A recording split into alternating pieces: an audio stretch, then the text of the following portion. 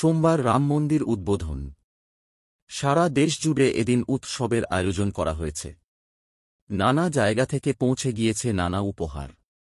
এদিন শহর কলকাতায় আয়োজন করা হয়েছে সারাদিন ব্যাপী অনুষ্ঠান। আর অযোধ্যায় শেষ 11 দিন ধরেই চলছে নানা কিছু। আর এই ঐতিহাসিক মুহূর্তে সাক্ষী থাকতে পেরে কঙ্কনার যেন বিশ্বাসই হচ্ছে না। একের পর এক তারকারা পৌঁছে গিয়েছেন অযোধ্যায়। আজ কঙ্কনার পালা। মাঝে আর একদিন। সারা দেশ জুড়ে যারা যারা আমন্ত্রণ পেয়েছেন তাদের মধ্যে অনেকেই পৌঁছেছেন। হেমা মালিনী গিয়েছেন সেখানে। মুম্বাই বিমানবন্দরেই জয় শ্রী রাম স্লোগান দিলেন তিনি। পরনে শাড়ি, লম্বা কোট, তাঁকে একদম সাবেকি রূপে দেখা গেল। অন্যদিকে অযোধ্যা এয়ারপোর্টে নেমেই কঙ্কনার মুগ্ধতা আরও বেড়ে গেল।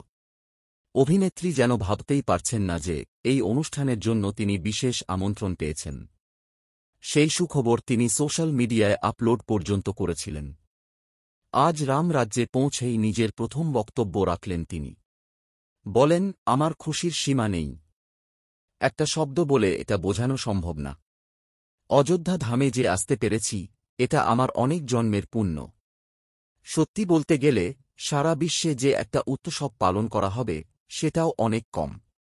সারা দেশ আজ একসঙ্গে এসেছে বলেই এমন সুন্দর একদিন আসতে চলেছে। আমি এমনিও রামভক্ত।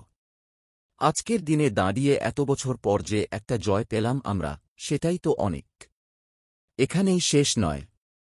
তিনি আরও যোগ করলেন, এটা আজকের জন্য একটা বিরাট ব্যাপার। ইতিহাসে সাক্ষী হয়ে থাকবে। আর সত্যি বলতে গেলে যাদের জ্বলছে তারাই আসলে রাক্ষস। এবার দেবতাদের জয় হবে। ভালোর জয় হবে। রাক্ষসকে দমন করে রামের জয় শুরু হবে। প্রসঙ্গত, দীর্ঘ অনেক লড়াইয়ের পর অযোধ্যায় রামলালা ফিরছেন।